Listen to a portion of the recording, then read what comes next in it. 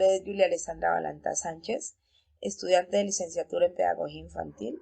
En taller de lengua 1 de la unidad 2 nos dejaron como tarea realizar un video expositivo de los textos. Entonces en el día de hoy les voy a exponer qué es un texto, características de los textos, la estructura de los textos, los tipos de textos.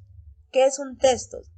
Es el conjunto de frases, palabras coherentes y ordenadas que permiten ser interpretadas y transmiten las ideas de un autor. Aunque se suele pensar que los textos son creados por autores literarios, científicos o periodistas, la realidad es que cualquier persona que sepa leer y escribir puede escribir un texto. Características de un texto. La extensión de un texto puede variar desde unas pocas palabras hasta múltiples párrafos. Pero para que un texto sea efectivo en su función de transmitir un mensaje, debe cumplir con dos características: coherencia y cohesión. La coherencia es la relación lógica entre las ideas de un texto, logrando que se complementen unas con otras. La coherencia textual. Para que un texto tenga coherencia textual, es necesario que las diversas ideas que lo constituyen, tanto las principales como las secundarias, se encuentren vinculadas lógica y eficazmente, de modo que el lector pueda identificar el significado global del texto.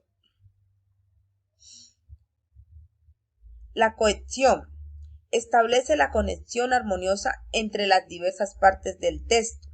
En la composición de parágrafos, frases.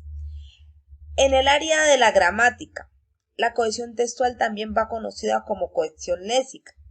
Es la unión entre palabras, párrafos y oraciones, a través de un uso de conectores, pronombres, sinónimos, antónimos, con la finalidad de evitar el uso constante de las palabras, pero manteniendo una idea coherente para el lector. El uso léxico. El uso léxico puede ser técnico, coloquial, vulgar, culto. En un texto científico, el uso léxico debe ser técnico. No puedo utilizar un léxico vulgar. El contexto es todo lo que rodea el texto. Es la circunstancia, lugar y tiempo con el cual se está produciendo el acto de la comunicación y que contribuye a que el mensaje sea entendido de forma más clara. Estructura del texto. Un texto tiene una estructura compuesta por introducción, desarrollo y conclusión. La introducción es la parte del texto donde se presenta el tema que se tratará y los aspectos más relevantes del mismo. El desarrollo es el cuerpo del texto. Aquí se expone de manera clara, precisa, ordenada y coherente la información relativa al tema que se indicó en la introducción. La conclusión es la síntesis y valoración de la información presentada. Se destacan las ideas principales del tema a manera de cierre. El objetivo del texto es comunicar un mensaje claro y preciso, bien sea romántico, descriptivo, científico, informativo, entre otros, para ser comprendido por el destinatario.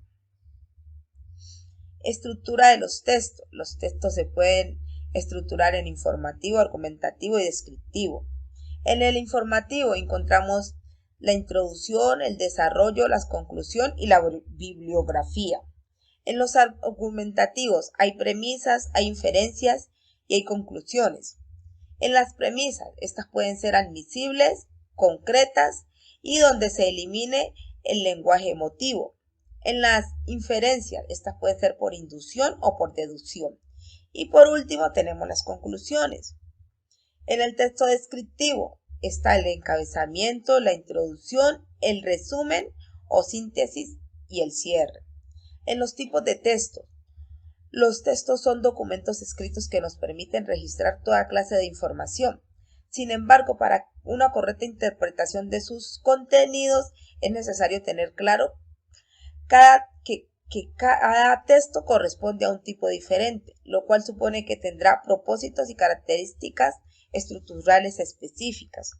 Cabe resaltar que los diferentes textos casi nunca se encuentran en un estado puro. Cada tipo de texto puede recurrir a elementos de otro para alcanzar su propósito. Por ejemplo, En un texto narrativo pueden haber elementos de descripción. Veamos entonces los tipos de textos.